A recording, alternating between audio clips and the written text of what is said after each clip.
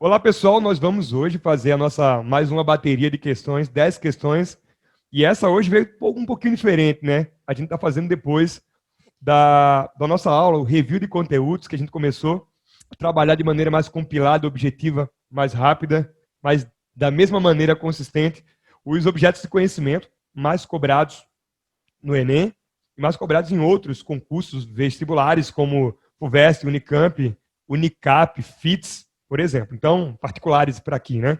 Então, a gente hoje vai resolver 10 questões de introdução ao estudo da história e de civilização grega.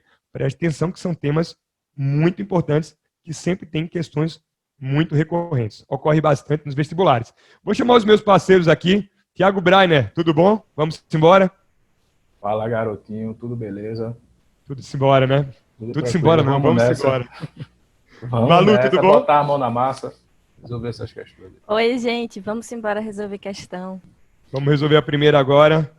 Essa primeira questão é uma questão roots, né? Roots Enem, roots Unicamp. Lembro a propósito, deixa eu diminuir um pouquinho aqui, porque eu já vou aproveitando e já vou marcando os principais aspectos aqui para a gente. Vamos destacar aqui. Vamos lá. Lembro a propósito uma cerimônia religiosa a que assisti na noite de Santo Antônio de 1975, quando presente a uma festa em honra do padroeiro. Ia a coisa assim bonita e simples, até que, recitadas as 5 dezenas de Ave-Marias e os seus Padre Nossos, chegou a hora de um remate, ou do remate, com um canto da Salve Rainha. Então vamos colocar aqui, ó, algumas marcações que são relevantes demais. Por exemplo, ó, Noite de Santo Antônio. Eita, deixa eu vir aqui. Noite de Santo Antônio. Você tem, por exemplo, ó, Padre Nosso. Você está percebendo que são vários elementos do catolicismo, do cristianismo, do credo católico no Brasil, né? Brasil colonial ainda. A próxima. O capelão começou a entoar, nesse instante, hino à Virgem em latim, Salve Regina Mater Misericordiae. Nossa, latim. E o que eu estranhei foi seguido do pronto, sem qualquer hesitação, pelos presentes. Depois veio o espantoso para mim, a reza, também entoada, de toda a extensa ladainha de Nossa Senhora, igualmente em latim. Eu olhava e não acabava de crer. Aqueles caboclos que eu via mourejando de serventes nas obras do bairro estavam agora ali, acaipirando lindamente a poesia medieval do responso. Olha que interessante, ó, um trecho, né, aqui no Brasil, de uma missa numa igreja católica, onde se rezava o Salve Rainha, onde se rezava o Pai Nosso, e ao mesmo tempo, nas ruas desse Brasil colonial, né, você tinha pessoas, caboclos mourejando, que é um conceito que vem dos mouros, né, um conceito que vem do islamismo no Brasil, né? Os cânticos, né, em forma de mantra, né, entoar uma reza como se fosse um mantra islâmico, né, e ao mesmo tempo acaipirando lindamente de maneira medieval o latim, ou seja, caboclos que rezavam em latim de maneira islâmica. Que situação interessante, né? O Brasil é um país multicultural e a nossa religião tem vários traços, nossos costumes, traços de outras culturas que vieram para aqui durante o período colonial. É importante lembrar, por exemplo, que na Bahia nós tínhamos tantas pessoas, né, de origem, né, islâmica, por exemplo, que a gente chegou em 1835 até a revolta dos malês. Então, o que esses dois textos mostram é, de alguma maneira, uma fusão aí de culturas, mas ao mesmo tempo, em tempos diferentes, o medievo resistindo no Brasil colonial. Então a gente percebe dentro daquele conceito de Mark Bloch, né, Malu? Da história de estrutura de longo prazo, a gente percebe mudanças e permanências, né? Ou seja, a Idade Média passou, mas no Brasil colonial, algumas práticas como o latim, por exemplo, e como o entoar das rezas de maneira muçulmana, permaneceram. Então vamos resolver essa questão, as mudanças e permanências ao longo da história. O estranhamento do autor diante da cerimônia relaciona-se ao encontro de temporalidades. Que temporalidades são essas, pessoal? A cultura muçulmana, o período muçulmano, a cultura cristã católica medieval com o latim, e aqui, né, o Brasil nas ruas, a cristandade nas ruas do Brasil colonial. Então, vamos observar aqui, o estranhamento desse autor, ele se dá letra A, eles questionam os ritos católicos. Pessoal, em nenhum momento o autor está questionando os ritos católicos, ele apenas está descrevendo que está estranhando. Ao mesmo tempo que o padre está ali rezando em latim, os caboclos nas ruas também estão rezando de maneira ali islamizada, né? Com mantras. Letra B, evidenciam práticas ecumênicas. Opa, o ecumenismo aqui se referiria ao fato de que, vamos imaginar. Imagine que nos traços católicos houvesse, por exemplo, santos ou entidades de outras religiões. Aí sim seria ecumenismo. A gente não tem outras divindades sendo fundidas aí, amalgamadas ao credo cristão católico, tá? A gente tem uma tradição medieval, né, duas tradições medievais no Brasil colonial. Então não é uma mistura de religiões, de crenças, mas de práticas, costumes, mas não de crenças. Então não é ecumênico. Elitizam manifestações populares. Pelo contrário, ele está dizendo assim, caramba, que interessante que o padre está falando lá, está acontecendo na rua. Ele não está elitizando, ele não está dizendo que é apenas para a igreja, para a elite da igreja. Ele está descrevendo que nas ruas os caboclos também fazem aquilo que o padre também faz. Letra D, valorizam conhecimentos escolares. Não tem nada a ver aqui com conhecimento formal, né? Não há nenhum trecho acima falando disso. Então, foge do tema. Revelam permanências culturais. Sim, as permanências do cristianismo medieval no Brasil colonial. Lembra? A história de observação de longa duração. O que acontecia na Idade Média sendo reproduzido e adaptado no Brasil colonial através dos caboclos. Então, letra E, a letra correta. Vamos para a próxima? Aqui, letra E. Segunda questão. Vamos embora, pessoal, ler esse enunciado aí. Para dar conta do movimento histórico do processo de inserção dos povos indígenas em contextos urbanos, cuja memória reside na fala dos seus sujeitos, foi necessário construir um método de investigação baseado na história oral, que desvelasse essas vivências ainda não estudadas pela historiografia, bem como as conflitivas relações de fronteiras daí decorrentes. Parece muito complicado, mas o que essa parte do enunciado está dizendo é que, para se criar essa narrativa, esse estudo histórico do processo de introdução dos indígenas ao contexto urbano, foi necessário utilizar como base de investigação a história oral. Por quê? Porque a memória e a cultura indígena é baseada na oralidade. Essa memória indígena ela se perpetua através da fala e não do costume da escrita. Então, por isso que foi optado como base de investigação a história oral. A partir da história oral, foi possível entender a dinâmica de deslocamento e inserção dos índios urbanos no contexto da sociedade nacional. Ou seja, a investigação por meio da história oral deu resposta. Ele está dizendo que conseguiu entender esse deslocamento.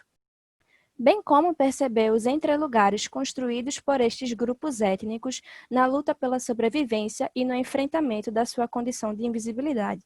Ou seja, além da história oral ter tornado possível esse estudo do processo de deslocamento para o meio urbano, também foi possível perceber a luta pela sobrevivência e pela visibilidade indígena, ou seja, está aí, né, no centro da questão o uso da história oral como meio de investigação. E aí a gente vai para o comando da questão. O uso desse método para compreender as condições dos povos indígenas nas áreas urbanas brasileiras justifica-se ou seja, a escolha da história oral como método de pesquisa foi por quê? Pela história oral, alternativa A, focalizar a empregabilidade de indivíduos carentes de especialização técnica. Gente, em nenhum momento o enunciado está falando da questão de empregabilidade de indígenas ou de especialização técnica. Corta a letra A. Alternativa B.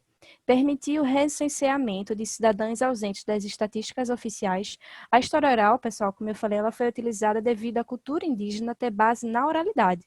E não porque a história oral permite fazer uma quantificação, um recenseamento, até porque o próprio IBGE, né, quando ele faz o censo, ele consegue alcançar, assim, em partes, a população indígena do país. Então, corta aí também a alternativa B. A alternativa C. Neutralizar as ideologias de observadores imbuídos de viés acadêmico. Pessoal, em nenhum momento durante o enunciado ele fala de questão de ideologia ou de viés acadêmico. Então, corta essa aí também. Alternativa D. Promover o retorno de grupos apartados de suas nações de origem. Pessoal, se a pessoa que está falando no texto está falando de estudar os indígenas brasileiros no Brasil, então eles não estão apartados, né, de sua nação de origem, também não tem nada a ver com o que o enunciado está tratando. A alternativa é registrar as trajetórias de sujeitos distantes das práticas de escrita. Exato. A história, né, o estudo da história, ela vai adequar os seus métodos de acordo com cada estudo. Então, para estudar a população indígena brasileira que possui uma cultura de oralidade e não de escrita, vai se utilizar como método a história oral. Então, a gente vai ter aí como gabarito a alternativa E. E um detalhe bem interessante, Malu, é que isso liga direto à teoria da história, né? Por exemplo, a primeira questão lá, quando a gente fala de analisar a história com, enfim, uma temporalidade maior, levando em consideração mudanças e permanências, a gente traz a visão da nova história, ali já pós-escola de análise, século XX, uma nova percepção. E utilizar a história oral para entender a trajetória dos índios e tudo mais, nos traz também, primeiro, uma contestação à visão positivista, que dizia que quem não tem escrita não tem história, né? Então isso é escola de análise, nova história pura, e a adoção de novos métodos, né? De novas fontes, como a oralidade, né? Muito bom, muito bom. Vamos junto. Então, teoria da história totalmente aplicada aí à pesquisa historiográfica dentro de uma prova de vestibular. Muito bom. Letra E. Vamos para a próxima agora. Terceira questão. Vamos embora, pessoal. Mais uma questão aí para a gente poder resolver para vocês. Leia a charge e o texto abaixo e responda a questão a seguir. Então, a gente vai ter que aí interpretar um texto e uma charge. Vamos lá.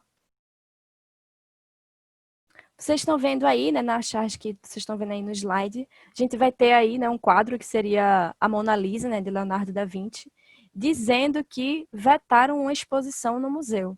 E aí, né, uma escultura, né, que a gente consegue perceber que é o Pensador, né, de Augusto Rodin, diz o que se passa com essa gente, ou seja, o que acontece com o ser humano para vetar uma exposição no museu. E a resposta para isso a gente vai ter no texto 2, pessoal. Vamos lá. Assim como Mário de Andrade reconhece e afirma que há uma gota de sangue em cada poema, assim também, parafraseando o poeta, queremos reconhecer e sustentar que há uma gota de sangue em cada museu. Ou seja, é uma fala aí polêmica, tá? Dizendo o enunciado que tem sangue no museu, pessoal. Agora, por quê? A gente tem que prestar atenção. Passando aí para o próximo slide. Admitir a presença de sangue no museu significa também aceitá-lo como arena, como espaço de conflito, como campo de tradição e contradição. Ou seja, pessoal, aceitar que tem sangue no museu é aceitar que o museu é um espaço de disputa. Agora, de disputa de quê e por quê é que a gente vai ver também. Toda instituição museal apresenta um discurso determinado sobre a realidade. Este discurso, como é natural, não é natural e compõe-se de som e de silêncio, de cheio e de vazio, de presença e de ausência, de lembrança e de esquecimento.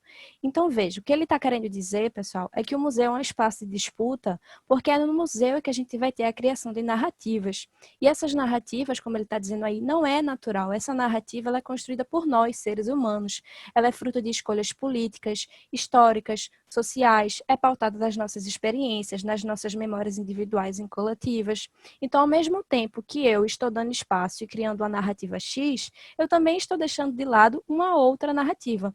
Por isso que o enunciado diz que o museu e o discurso é espaço de som e silêncio, porque enquanto uma narrativa está sendo exposta, está sendo contada, outra é silenciada. Então, por que que tem esse disputa de narrativa? Porque os discursos, pessoal, eles vão ser responsáveis pela criação de memórias, e as memórias elas vão ser a base para a criação de uma sociedade. Então, as narrativas e as memórias podem criar sentimentos de pertencimento ou de exclusão. Vou trazer aqui um exemplo para vocês, para talvez ficar mais claro.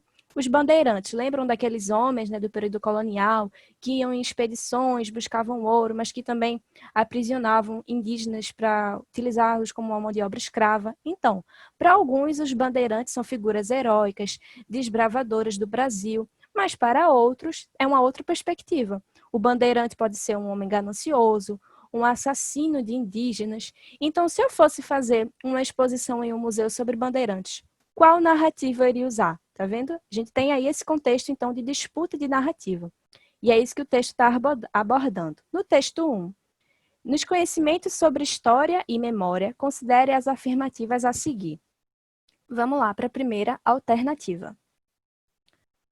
Os museus são instituições com dimensões políticas, pois a preservação, a organização e a disposição de documentos implicam a criação e a manutenção de uma memória em detrimento de narrativas silenciadas. Exatamente, o museu é um espaço de disputa política e enquanto a gente vai ter uma narrativa sendo contada, outra vai estar sendo silenciada. Verdadeira, primeira parte.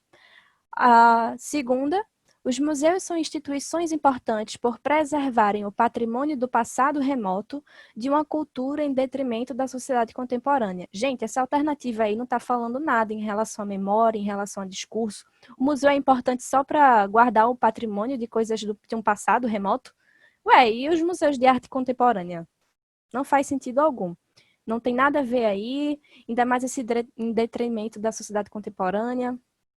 Nada a ver. A história é viva, pessoal. Cortem essa alternativa aí. Alternativa 3.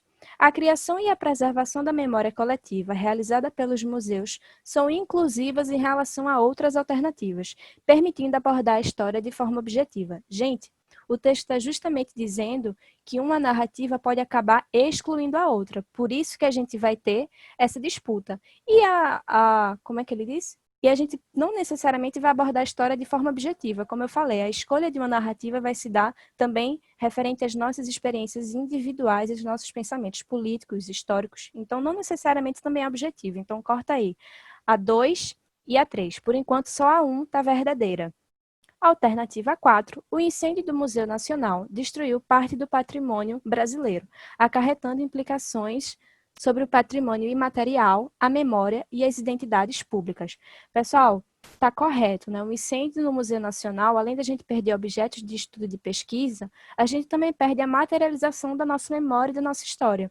Então, um patrimônio material, ele também está conectado, né, com o nosso sentimento de pertencimento, de memória e também com o patrimônio imaterial. Então, a gente vai ter aí como corretas 1 e 4 e falsas 2 e 3.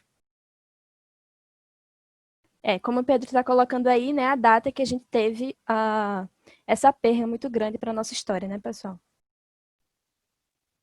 Bom, agora vamos para a quarta questão, então letra, vamos botar aqui. Alternativa B.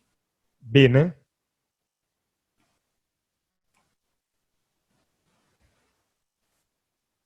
Fechou.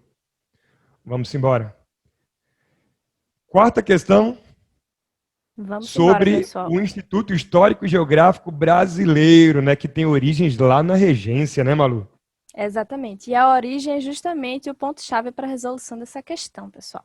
O Instituto Histórico e Geográfico Brasileiro, IHGB, reuniu historiadores, romancistas, poetas, administradores públicos e políticos em torno da investigação a respeito do caráter brasileiro. Em certo sentido, a estrutura dessa instituição, pelo menos como projeto, reproduzia o modelo centralizador imperial. Assim, enquanto na corte localizava-se a sede, nas províncias deveria haver os respectivos institutos regionais. Estes, por sua vez, enviaram documentos e relatos regionais para a capital. Então, como eu estou falando, pessoal, é importante a gente lembrar que o Instituto Histórico e Geográfico Brasileiro ele foi criado durante o período da Regência, né, como o Pedro falou, em 1838. Ele tinha como um dos principais objetivos a criação de uma identidade nacional. Então, a gente vai ter pesquisas históricas, historiográficas, históricas e geográficas, a gente vai ter produção de arte. Tudo isso, né, para criar esse sentimento, esse ideal de nação, lembrando que o Brasil havia feito sua independência há pouquíssimo tempo antes, né, em 22. Então, ele tem como esse objetivo, um dos seus objetivos principais, criar esse ideal de nacionalismo, esse ideal patriota, através de suas pesquisas. Então, guardem isso na mente. Passando para o comando da questão, de acordo com o texto 2, durante o reinado de Dom Pedro II, o referido Instituto objetivava, alternativa A, construir uma narrativa de nação. Exato, pessoal. Como eu falei, ele foi fundado em 1838, né, num período recente, pós a independência do Brasil, e ele buscava criar, né, esse sentimento, através de tanto pesquisa como também de arte, esse sentimento de nação brasileira, né? Lembrando que esse sentimento ele é criado, ele não é natural, ele não nasce de um dia para o outro. Então, ele tinha como principal objetivo esse. Alternativa B, debater as desigualdades sociais. Pessoal, esse não era um dos objetivos do Instituto, lembrando que o Brasil da época não havia lei trabalhista, não havia direito a voto, não havia feito a abolição, então não tem como objetivo debater essas desigualdades e nem acabar com elas, tá?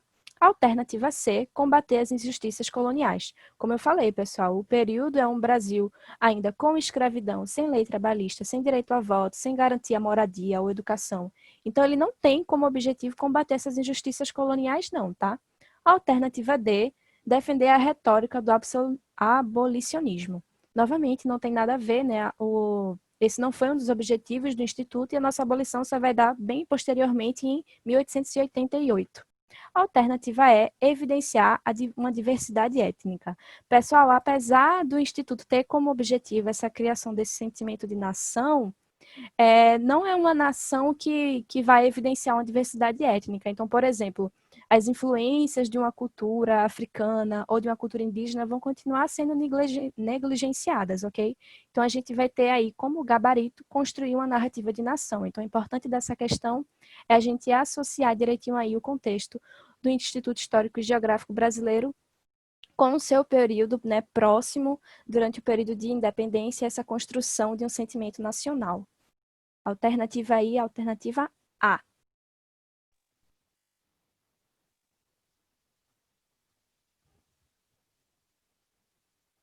Agora, a quinta questão. Essa quinta questão, pessoal, ela é muito interessante, cara. Vou botar aqui, ó, a quinta questão. Ela é muito rica.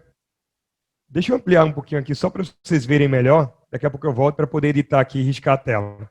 Saca só, vê que legal. Todos têm direito ao voto, diz aí um governante, né? E aí a população ali embaixo e tal, oba, bravo, menos as mulheres, obviamente. Aí o pessoal, oba, bravo. Claro que menos os pobres também. E a galera continua, oba, bravo, né? E, enfim, ali era a plateia. Menos os escravos, tá certo? Oba, bravo. Tirou mulher, tirou pobre, tirou escravo. E menos os menores de 18 anos, claro. Oba, bravo. Fora esses detalhes, todos podem votar. É interessante que, assim, você percebe uma concepção de democracia, ou de participação política, melhor dizendo, participação política é muito semelhante a outros modelos da antiguidade, né? Se a gente for, por exemplo, lá para o governo, lá para a Grécia Antiga, deixa eu agora diminuir para poder editar aqui para vocês, lá na Grécia Antiga, por exemplo, nós tivemos políticos que estabeleceram o voto censitário, como, por exemplo, Solon, na Atenas Antiga, né? Então, deixa eu botar Atenas aqui maior. Atenas Antiga.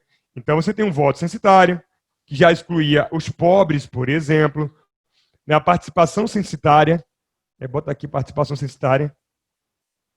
Se você for, por exemplo, para a Roma Antiga, na Roma Antiga, durante muito tempo também, a participação era baseada na renda, inclusive havia o Senado romano, tinha o direito de fazer o álbum senatorial, que era a lista daqueles homens propensos à cidadania, mas que tinham renda para comprovar. E é muito bom lembrar também que a participação política na antiguidade estava geralmente relacionada ao quê? Terra. Terra era poder. Se você olhar a estrutura social de Atenas, no topo de Atenas, você teve durante muito tempo predomínio na política dos eupátridas, que eram os latifundiários. Se você olhar, por exemplo, na Roma Antiga, quem estava no topo da estrutura social da pirâmide eram os patrícios. Então, terra, poder, diretamente. Vamos ver o que a questão quer, né? Mas, desde já, essa imagem permite uma série de reflexões. Vamos lá.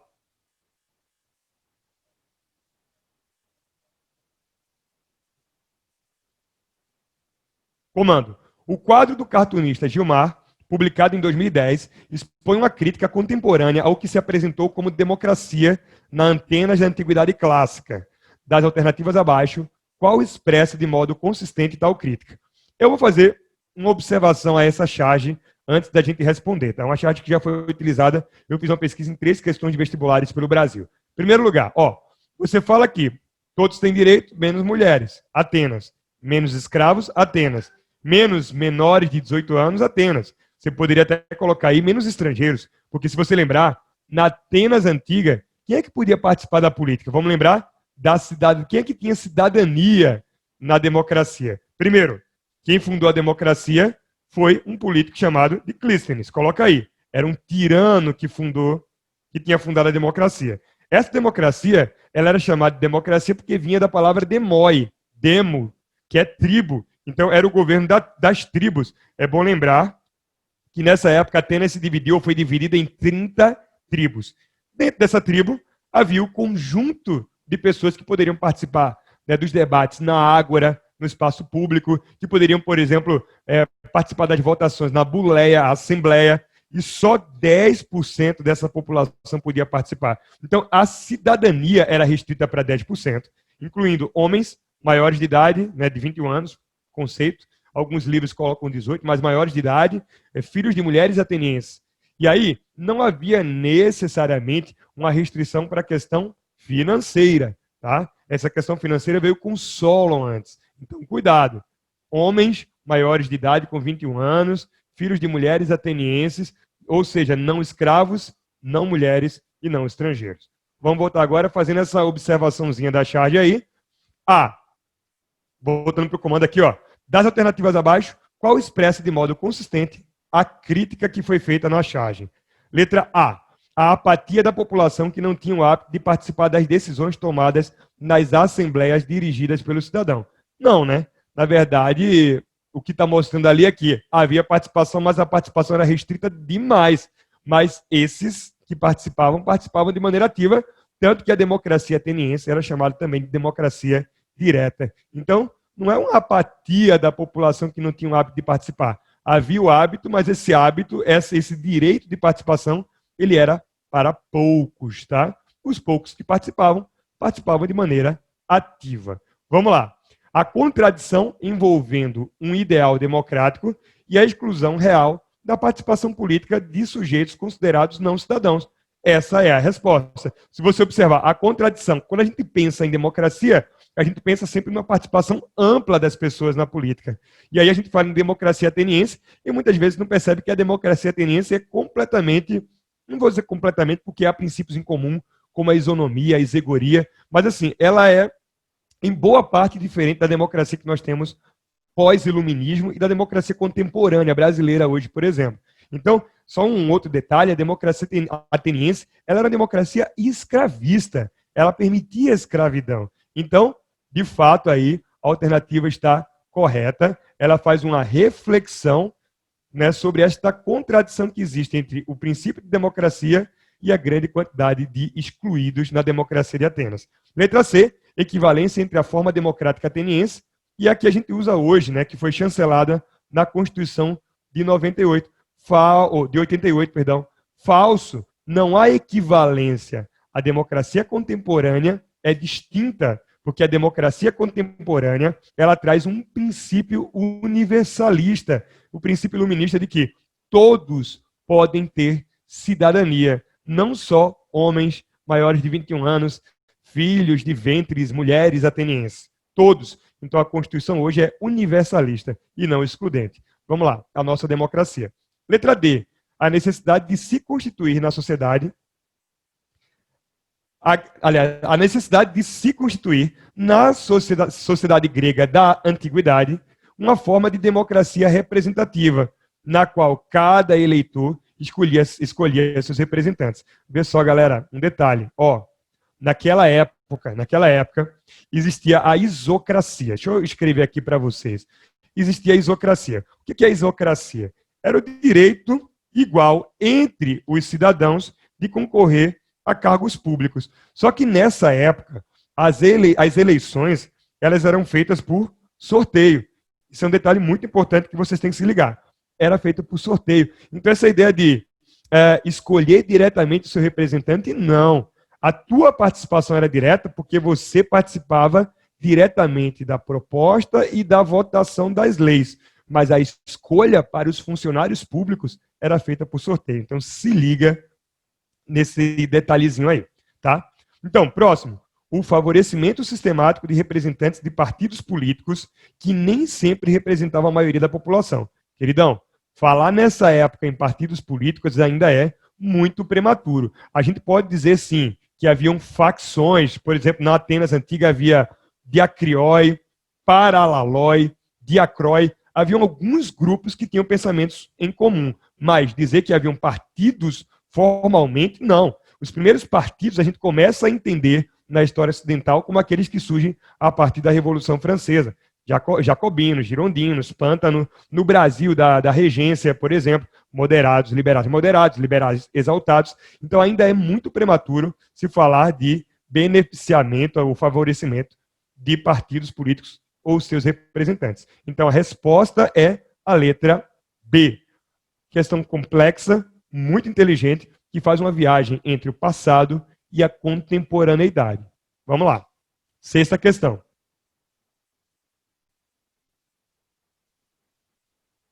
Vamos nessa resolver essa sexta questão aí, galera.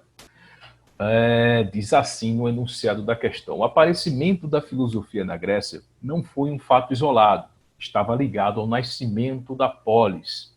Ou seja, o que é que ele está afirmando já de cara? Que o surgimento da filosofia está ligado ao surgimento da polis, beleza? Ou seja, a filosofia serviu a polis serviu a filosofia, elas estão imbrincadas e misturadas, beleza? E isso é verdade. Lembra que na própria ágora da polis, os filósofos atuavam, todos eles atuavam na ágora, tentando convencer os seus adversários de debate, de diálogo, a, claro, votar nas leis ou nas propostas que eles entendiam como melhores. Então, de fato, a filosofia ela está muito ligada à política, e a política acontece na polis, beleza? Por isso o próprio Aristóteles chama o homem de homem político, beleza? Ou seja, o homem que se importa com a polis e que resolve os seus problemas. Aí diz assim no enunciado, no comando da questão, quase que não sai agora. A relação entre os surgimentos da filosofia e da polis na Grécia Antiga é explicada, entre outros fatores, pelo quê? Vamos lá. Pelo interesse dos mercadores em estruturar o mercado financeiro das grandes cidades. Veja, o surgimento da filosofia junto com o surgimento da polis não tem necessariamente algo ligado a fatores econômicos, tá? Ou a fatores dos mercadores. Né? A política e a filosofia surge como a preocupação dos homens em lidar ou governar ou ordenar melhor a vida na polis, tá? A vida política, a vida social, não necessariamente algo ligado a um interesse econômico de mercadores, beleza? Então a letra A aí não pode ser. Letra B, pelo esforço dos legisladores em justificar e legitimar o poder divino dos reis. Não havia isso, tá? O que havia era uma filosofia. Lembra sempre que a filosofia ela é um contraponto ao mito e à religião. Então a filosofia não está preocupada em explicar o mundo pela religião ou pela mitologia. A filosofia explica o mundo e ordena o mundo pelo próprio mundo. Então a filosofia fala do homem a partir do próprio homem. Então a filosofia em momento algum vai legitimar o poder divino dos reis. Ele pode legitimar um poder político, um poder humano e mundano também, no que se refere ao mundo terreno, beleza? Nada de mitologia nem religião. Letra C. Pela rejeição da população urbana, a persistência do pensamento mítico de origem rural. Veja que coisa interessante. A filosofia, de fato, se opõe ao pensamento mítico. Mas, a rejeição da população urbana, a persistência do pensamento mítico rural, ou seja, ele está dizendo que na zona urbana havia filosofia, na zona rural havia mito. Havia mito em toda a Grécia. Toda a Grécia, antes de surgir a filosofia, as explicações eram a partir dos mitos. E, de fato, a filosofia surge como uma forma de substituir essa explicação mitológica e acrescentar uma explicação mais racional. Mas não tem essa divisão entre rural e urbano. Não há isso, tá? Há de fato uma filosofia gerar um pensamento filosófico querendo suplantar um pensamento mítico, beleza? Então essa coisa de que na zona rural era mito e na zona urbana era filosofia não faz muito sentido, tá bom? Vamos lá, letra D. Pela preocupação dos pensadores em refletir sobre a organização da vida na cidade. Perfeito. Os homens que refletem e se dedicam à vida da cidade é justamente o que Aristóteles chama de o homem político. É esse cara que se importa com a cidade-estado, que resolve os problemas dela, que pensa sobre ela e que delibera sobre ela.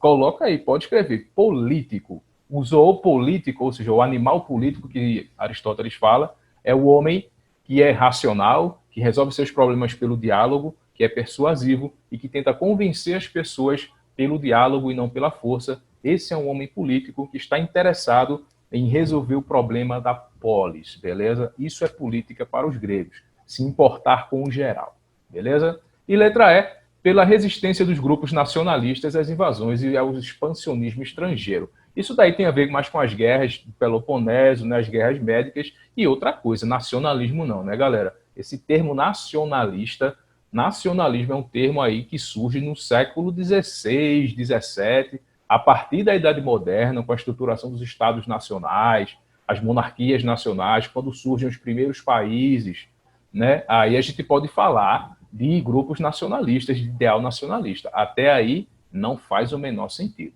beleza? Então, letra O, questão 6, a letra D é o gabarito, beleza? Vamos embora.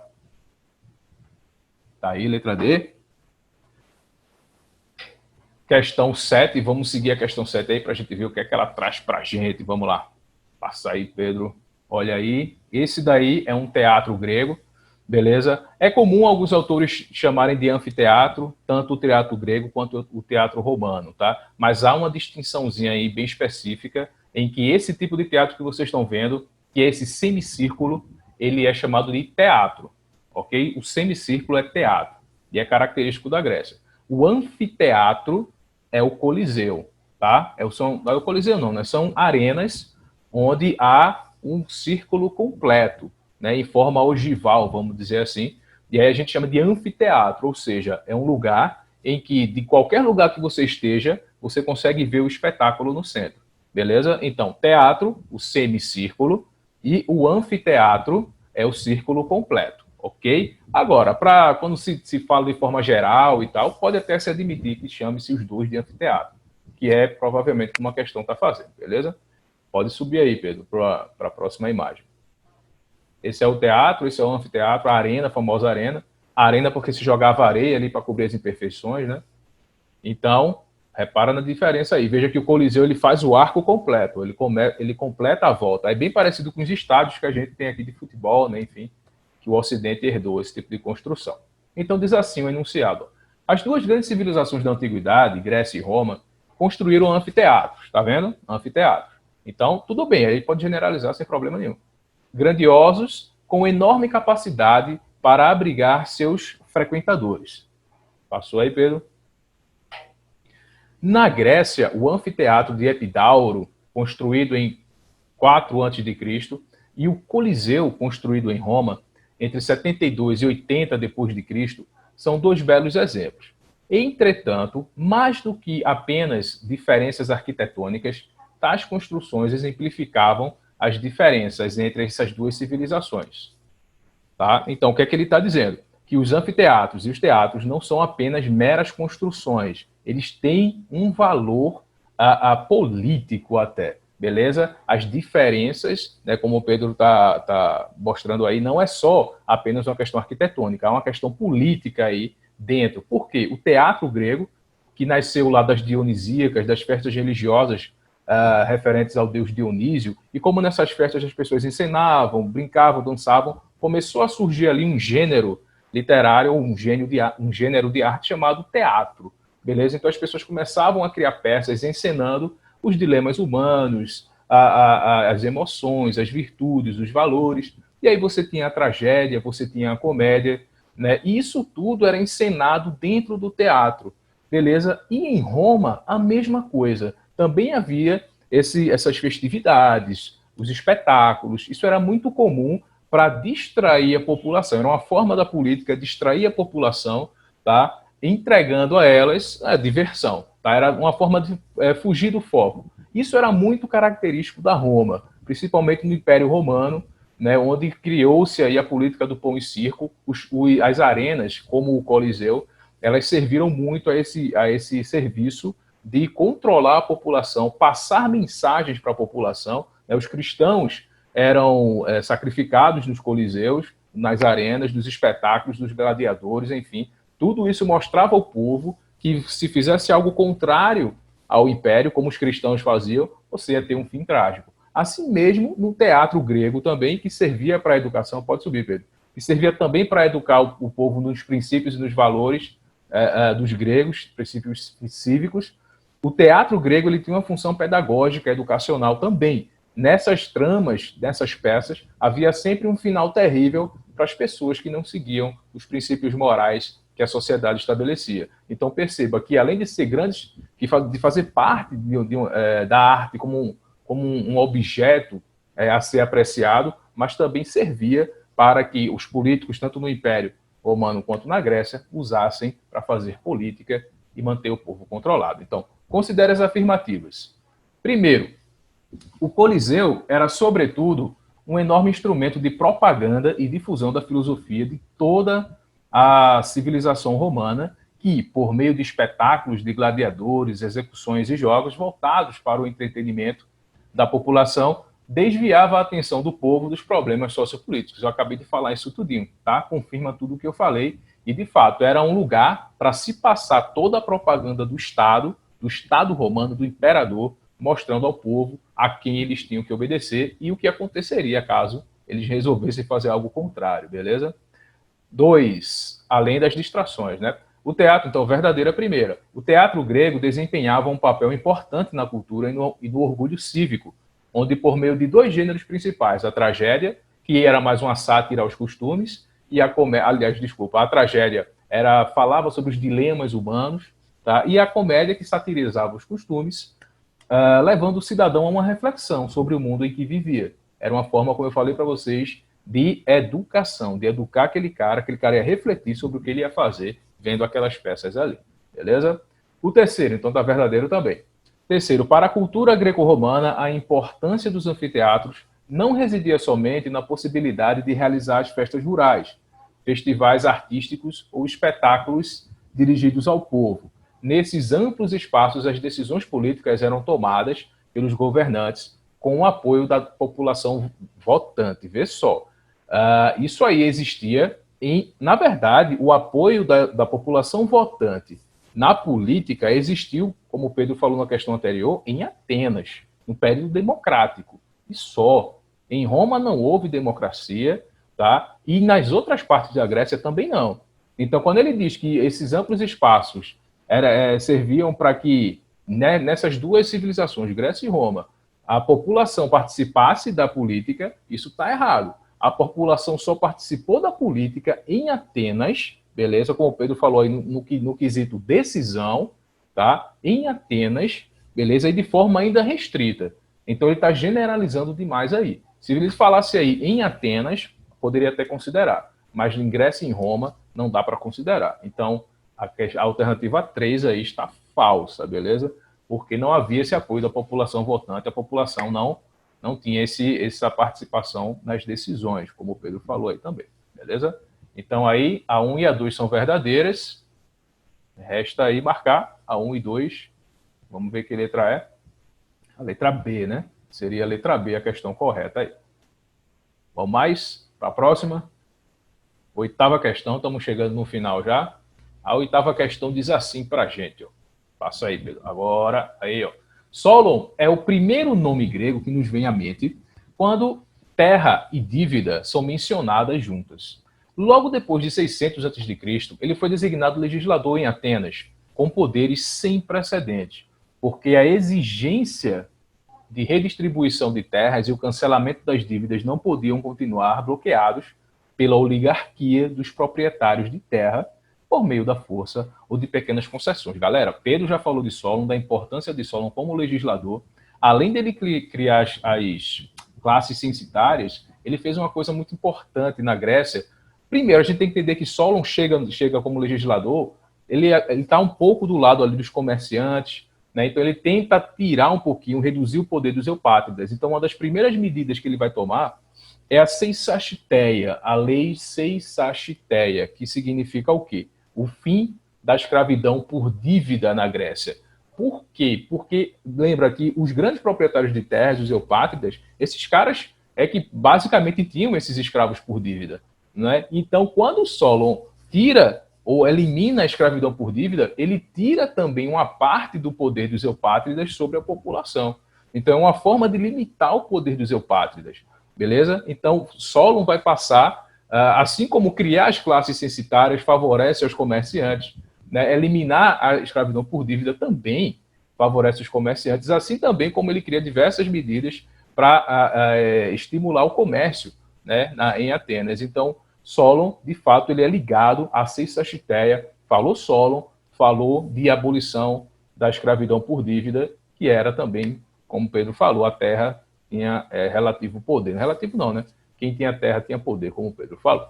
Texto 2. A Lei das 12 Tábuas se tornou um dos textos fundamentais do direito romano, uma das principais heranças romanas que chegaram até nós. A publicação dessas leis, por volta de 450 a.C., foi importante, pois o conhecimento das regras do jogo, grife isso aí, o conhecimento das regras do jogo, da vida em sociedade, é um instrumento favorável ao homem comum e potencialmente limitador da hegemonia e arbítrio dos poderosos. Falou Lei das 12 Tábuas, galera, já associa a leis escritas, beleza? Por quê?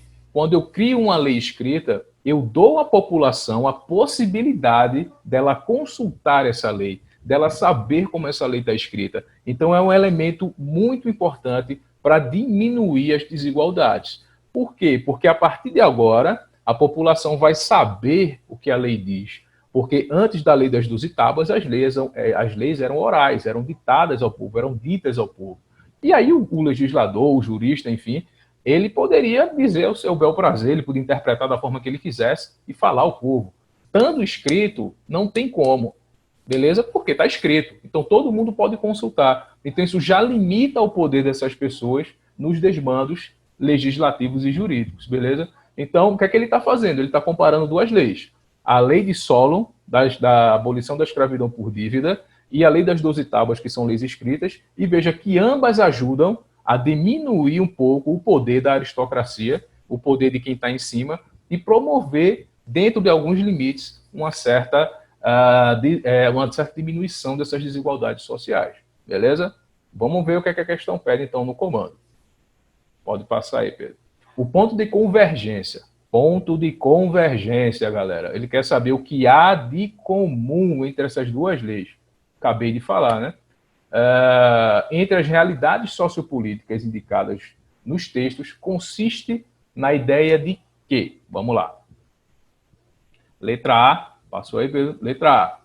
Discussão de preceitos formais estabeleceu a democracia. Galera, eu já tinha falado lá na outra questão que a democracia não ocorreu em Roma. E nem ocorreu na Grécia inteira, ocorreu em Atenas. Então, isso não é um fator em comum entre Roma e Grécia.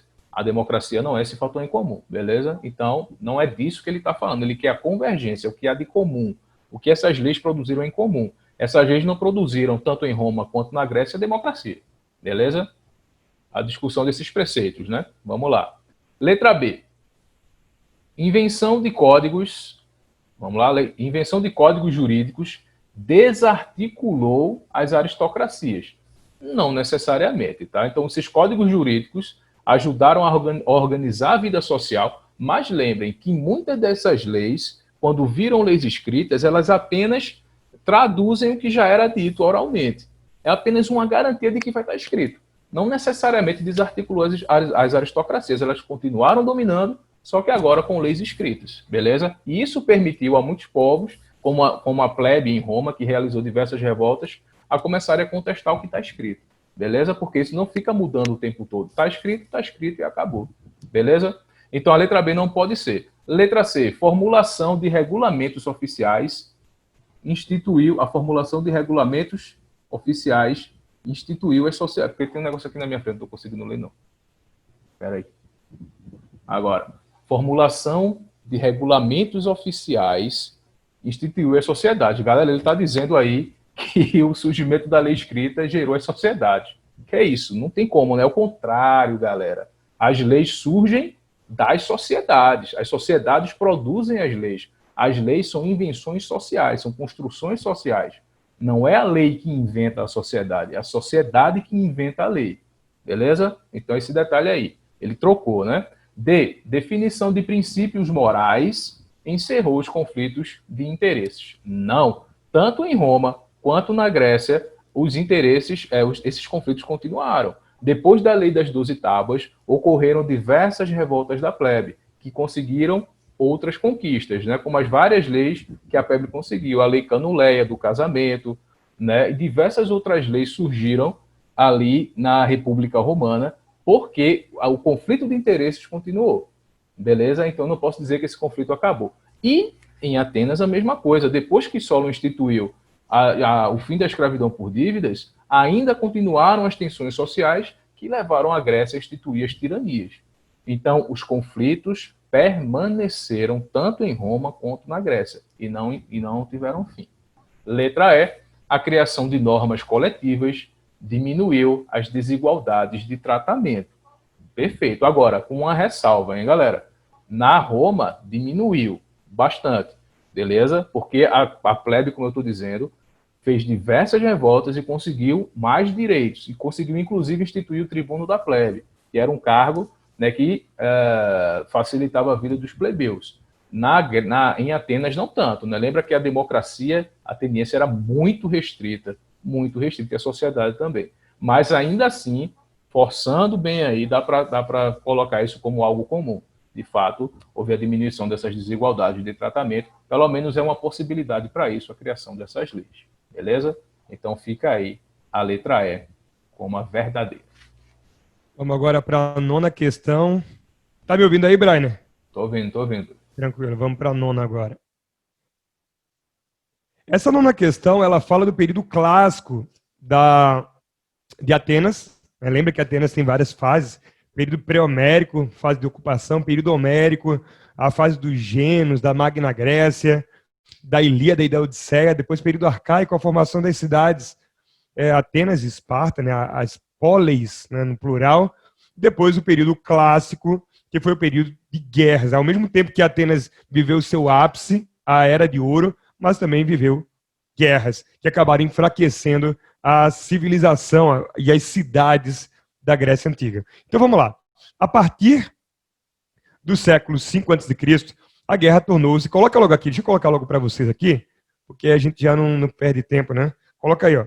Período clássico. Falou de guerra nos vestibulares, falou de guerra sobre a Grécia Antiga, é período clássico, beleza? Então vamos lá. A partir do século V a.C., a guerra tornou-se endêmica no Mediterrâneo. Foram séculos, própria, né, daquela região, foram séculos de guerra contínua, com maior ou menor intensidade, ao redor de toda a bacia. Deixa eu colocar aqui, ó, Mediterrâneo, e ao redor de toda a bacia. Daqui a pouco eu vou botar algumas observações. O trabalho acumulado nos séculos anteriores tornara possível um adensamento dos contatos, um compartilhamento de informações e estruturas sociais, uma organização dos territórios rurais, que propiciava a extensão de redes de poder. Foram os pontos centrais dessas redes de poder que animaram o conflito nos séculos seguintes. Vê só, deixa eu explicar para vocês rapidinho esse texto aqui, que é um tanto complexo, mas que dá para, enfim, destrinchar bacana e trazer boas informações. Em primeiro lugar, o mar Mediterrâneo, centro da Terra, já é uma visão eurocêntrica, né? Europeia, ele foi palco de várias disputas ali na Antiguidade Clássica, né? Foi palco de várias guerras. Por quê? Porque ele testemunhou a ascensão de vários impérios ou de grandes civilizações, né? Por exemplo, a civilização grega, Atenas, Esparta, entraram em conflitos, né, naturalmente nessa região contra os persas, as guerras médicas. Depois houve a guerra entre Esparta e Atenas, uma guerra interna. A Atenas criando a Liga de Delos, Esparta criando a Liga do Peloponeso. A Guerra do Peloponeso foi vencida por Esparta e, mais uma vez, contracenada aí nesse palco que é o Mediterrâneo. Nós tivemos, por exemplo, as guerras dos macedônios tentando conquistar a Grécia, né? Mais uma. Nós tivemos as guerras púnicas lá na história da Roma Antiga, que foram guerras entre romanos e cartagineses. Mas por que tantas guerras? Naturalmente, porque muitos povos entravam em contato, né, nessa região aí no Mar Mediterrâneo, né, nas regiões margeadas por esse Mar Mediterrâneo, devido ao comércio, né, o comércio era muito potente nessa região. Então, vários povos entrando em contato, vários interesses econômicos naquela região, e naturalmente, volta e meia a ascensão de uma civilização, a queda, a ascensão de um império, a queda, o atrito entre um povo invasor e um povo já estabelecido, enfim, esse é o cenário do Mediterrâneo. Bom, então vamos resolver essa questão. Vamos ver o comando aqui. Sobre esses séculos de guerra contínua, é correto afirmar que séculos entre a história grega, macedônia e a história romana. A. As guerras púnicas entre Atenas e Cartago foram uma disputa pelo controle comercial. Eu vou ganhar tempo, tá? Nem vou ler tudo isso aqui. Não é entre Atenas e Cartago. Guerras púnicas são guerras da história romana. Então, é entre Roma e Cartago, não Atenas. Só um detalhe. O nome púnica, é um nome latinizado, era o nome que os romanos utilizavam para se referir a esse reino. Púnicos, ou púnica, se refere a cartagineses, esse reino que ficava na atual Tunísia. Tá? Então, era a Tunísia de antigamente, chamada de Púnica. Errado. Vamos seguir. Próxima. Letra B. As guerras macedônicas foram um longo conflito entre o reino da Macedônia, lembrando que as guerras macedônicas aconteceram após a Guerra do Peloponeso, quando Atenas e Esparta, né, se digladiam e, ao mesmo tempo, se desgastam com essas guerras, e depois tem outras guerras chamadas de fratricidas internas. Aí, os macedônios, primeiro liderados por Filipe II, vou colocar aqui, ó, Filipe II, e depois pelo seu filho Alexandre Magno, conhecido também como Alexandre o Grande. Essas guerras vão acontecer nesse contexto aí e vão acontecer contra os gregos desgastados com as guerras internas. Então, as guerras macedônicas foram um longo conflito entre o reino da Macedônia, em aliança com os persas, e o Império Romano. Não. Foram os ataques dos macedônios que conquistaram os gregos. Então, não é contra Roma. Roma ainda não vivia a sua fase imperial. Isso foi muito antes do Império Romano. E mais um detalhe, os macedônios não se aliaram aos persas. Pelo contrário, os macedônios, eles foram tradicionais inimigos dos persas. Coloca aí, ó. Deixa eu adicionar aqui, ó. Eles são inimigos dos persas. Inclusive, Alexandre o Grande, Alexandre Magno, ele se dizia herdeiro da cultura grega e dizia que ia vingar os gregos contra os persas, que ia lá e atacar e conquistar a Pérsia, e ele conseguiu conquistar a Pérsia. Então, os macedônios lutaram contra os persas depois de conquistar a Grécia e não se juntaram aos persas para conquistar o Império Romano, qualquer coisa que fosse. Está tudo errado aí. Letra C. As guerras médicas entre persas e gregos, entre persas e gregos, tá certo. Quem foi que venceu as guerras médicas? Os gregos. As guerras médicas entre persas e gregos resultaram na vitória dos últimos. Os gregos venceram, sobretudo na figura de Atenas. E em meio a esses confrontos, permitiram que Atenas, que saiu vitoriosa principalmente, liderasse a Liga de Delos, uma liga militar, cidades aliadas do Mar Egeu a Atenas. E isso fez com que Atenas ganhasse muita grana, bombasse, e aí veio a Era de Ouro, quando Atenas foi governada por Péricles, né? Vamos lá. Aliança de cidades-estado gregas com o intuito de combater a presença persa no Mediterrâneo. Vê, a Liga de Delos, ela foi criada após a derrota dos persas, mas tinha um objetivo, né? Após a primeira derrota dos persas, mas tinha um objetivo. Vamos unir todas as cidades ali do Mar Egeu para evitar que os persas ataquem novamente regiões de influência grega. Então, verdadeiro, era uma liga com objetivo protetivo, proteger as cidades gregas de uma possível nova agressão persa. Então, correta a letra C. Vamos lá agora para ver o que está errado nas letras D e na letra E. As campanhas de Alexandre o Grande, macedônio, aliado a Esparta e Corinto. Pessoal, Alexandre o Grande, ele liderou a invasão, a dominação das cidades gregas. Ele não se aliou à cidade grega de Esparta e à cidade grega de Corinto. Falso. Isso é um detalhe. Esparta e Corinto eram as cabeças do que a gente chama de Liga do Peloponeso. Ele veio depois dessa aliança entre Esparta e Corinto. Falso. E a letra E, a Guerra do Peloponeso, o mais importante conflito bélico da antiguidade. Esse mais importante é complexo, porque a gente teve várias batalhas importantes durante a antiguidade, né? As guerras púnicas são outro exemplo. Mas vamos lá. Envolveu as principais cidades-estado gregas que aliadas a Roma. Aliadas a Roma, não. Lembra que quando a gente fala em Guerra do Peloponeso, é uma guerra interna interna. É uma guerra entre a Liga de Delos, que era liderada por Atenas, versus a Liga do Peloponeso, que era liderada por Esparta. Eu vou botar aqui esporte, né? Esparta. Então, Liga de Delos versus Liga do Peloponeso. Não tem apoio dos romanos. E mais um detalhe, quem venceu foi Esparta. Enfrentaram-se e derrotaram as forças militares cartaginesas. Veja, os gregos não lutaram contra Cartago. Quem lutou contra Cartago foi quem? Lembra aí. Quem lutou contra Cartago foi Roma. Então, é errado também. Vamos agora para a décima, né? Acho que agora é a décima, eita. A décima questão, a última questão, nona questão, letra C. Vai lá, Thiago Breiner. Bora lá. Vem Vamos comigo, embora, Malu, também. pessoal. Vamos embora fazer. Pedro Vamos também, se fechar quiser com chave participar, de vamos ouro. fechar aí. Vai lá, Malu. Vamos aí para o enunciado agora da questão. Ela traz aí essa imagem, pessoal, muito famosa, né, do filme 300. E aí vai trazer também um textinho, né, para a gente poder contextualizar. Pronto.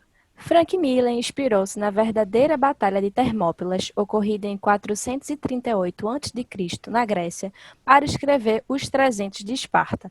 A adaptação da história em quadrinhos de Miller foi levada ao cinema em 2006 pelo diretor Zack Snyder, com o título 300. A respeito do contexto das guerras médicas, tema abordado no filme, assinale a alternativa correta. Então, a gente tem aí uma questão que está trazendo, né, o tema do filme 300, né, a Batalha de Termópilas, dentro do contexto, né, das guerras médicas. Lembrando, né, como o Pedro também falou, que as guerras médicas envolveram o Império Persa, né, que estava em expansão, e as estados gregas. Então, vamos embora para as alternativas.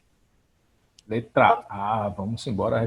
Quer seguir, Malu? Quer falar mais alguma Não, coisa? vá, meu Tá de filho. boa. Então, Fale, vamos pra gente embora, ouvir meu irmão. sua Vamos bela terminar voz. esse negócio aqui. É dupla dinâmica, trio dinâmico aqui. Vamos nessa. Letra A. Veja, o contexto das guerras médicas, né, gregos e persas. Vamos embora. O domínio e a expansão naval fenícia ameaçavam a hegemonia da Grécia sobre o mar Egeu, o que ocasionou a formação de uma aliança defensiva grega. Veja que questão fuleira, velho. Veja só a casca de banana mesmo. Tá toda correta a questão, menos a Fenícia, né, cara? Não foi a Fenícia que ameaçou a Grécia e por isso a Grécia entrou em guerra com ela. Foi os persas, beleza? Por isso que as guerras médicas começaram. Fala, Pedro, quer falar alguma coisa? Só um detalhe aí, Brian. Quando se fala dos 300, esse filme, né, que inclusive teve Rodrigo Santoro, né? Gatão, brasileiro, Santoro. né? Pois é. Se garante. Que é isso? Eu admiro o Rodrigo Santoro, inclusive está assistindo uma novela do canal Viva. Não, é um atorzaço, viu, meu irmão? Grande ator. Grande ator. E aí o que acontece? Esse filme, ele fala justamente de um episódio que é o seguinte: quando os persas, né, liderados pelo rei Xerxes, os persas, eles conseguem um apoio com Cartago e tal, e aí eles atacam justamente a região de Termópilas, próxima de Esparta. Esparta só tinha ali, naquele momento, estava no momento de culto religioso, né? Então tinha aquela questão que os oráculos deveriam decidir se Esparta entraria na guerra ou não. Esparta não consegue apoio dos deuses, é o que dizem algumas traduções aí, e acaba sendo derrotado. Só tinha 300 soldados que foram derrotados pelos arqueiros, né? E pela artilharia dos persas. Então essa história é bem interessante e não tem nada a ver com essa alternativa fuleira aí, né, Brian? Fenícios, né? Pelo amor de Deus. Exatamente. Letra B. Desenvolvendo uma política imperialista, Atenas entrou em conflito com Esparta. Opa! Nós estamos falando de um episódio das guerras médicas. Não estamos falando de guerra do Peloponeso. Lembra que quando Atenas e Esparta, eles se debateram, foi na guerra do Peloponeso. Então, falso. Na verdade, quem era imperialista aqui não era Atenas, foi a Pérsia querendo dominar a região de Mileto, que estava sob influência ateniense. Falso. Letra C. Vamos nessa aí. O expansionismo persa. Vai. Vamos falar os dois juntos, vai, para ver como é que fica. O expansionismo persa que já havia dominado. Dá não. Vai-te embora. É que a minha voz é muito mais bonita que a tua, cara. A tua aí, presta atenção. O expansionismo persa, que já havia dominado cidades gregas da Ásia Menor e estabelecido o controle persa sobre rotas comerciais do Oriente, ameaçava a soberania da Grécia, tornando inevitável o conflito grego-pérsico. Olha aí, ele está falando a mesma coisa que ele está falando na letra A, só que agora dizendo o povo correto, os persas. O expansionismo persa, que invadiram ali a Ásia Menor com Ciro, com Dario, depois com Xerxes. Esses caras foi que provocaram as guerras médicas, porque as colônias da Ásia Menor pediram ajuda às grandes cidades ali, e terminou Grécia e Pérsia entrando em guerra, as guerras médicas. Vai Beleza. lá, Pedro. Vamos agora para D. Esparta, por priorizar a formação. Então, lembra aí, Brian, qual é a resposta mais uma vez? Letra C. Gabarito letra C. B. Esparta, por priorizar a formação física e militar, cultivando no indivíduo o patriotismo incondicional ao Estado, liderou a ofensiva grega contra os assírios. Não tem nada a ver, absolutamente nada a ver. Ó, galera, assírios são povos da antiguidade oriental, nem da antiguidade clássica são. Os assírios, eles são ali daquela região do Iraque, ali da Península Arábica. Falso, não tem nada a ver com assírios, então não vou nem seguir para a gente ganhar tempo. E só um detalhe, os espartanos eram que, vamos lembrar das características, militaristas, xenofóbicos e lacônicos. Não esquece dessas características não, viviam para a guerra. O forte espírito militarista presente na cultura helenística e difundido em todas as polis gregas permitiu que, no conflito contra os medos são persas, tá? Sinônimo, a Grécia obtivesse supremacia militar e se sagrasse vencedora. O erro aqui dantesco é esse aqui, ó, na cultura helenística, meu irmão. Cultura helenística se refere ao período de dominação macedônia. Bote aqui, ó, dominação da Macedônia. Bota macedônica. Macedônica. Quando os macedônios invadiram as cidades gregas e dominaram, isso foi depois do período clássico, depois das guerras médicas. Então, quando você fala em cultura helenística, é a fusão da cultura grega com a cultura macedônia, com a cultura persa, com a cultura do Oriente em geral. É a fusão dessas culturas que foi propiciada por Alexandre o Grande, rei da Pérsia, pós-declínio das cidades gregas, beleza? Então, errado, mais uma vez aqui, ó, mais uma vez, letra C, alternativa correta. E agora chegou a hora da gente, de nós outros, fazermos uma despedida, né? Valeu, pessoal. Valeu, pessoal. Espero que vocês tenham gostado aqui da resolução. Descansem. Qualquer coisa, a gente está aqui para ajudar vocês. É isso aí, galera. Descanso, pensa, reflete, pensa na vida, descansa um pouquinho, assista um Netflix, um YouTube, uns filminhos legais aí. Descansa também, que é importante, beleza? E qualquer dúvida, chama a gente aí, que a gente tá... Inclusive, assistam 300 aí, né? Boa dica aí de filme, para quem não assistiu ainda, assista. Escuta um rock and roll, agora eu vou dar uma carreirinha, boto a máscara, leve máscara, bote álcool gel no bolso, e eu vou ouvir um rock and roll, e vai ouvir rock and roll também para dar uma descansada. Assistam 300 também, se quiser, né? Tchau, pessoal. Tchau, Malu. Tchau, Brian. Tchau, pessoal. Boa noite.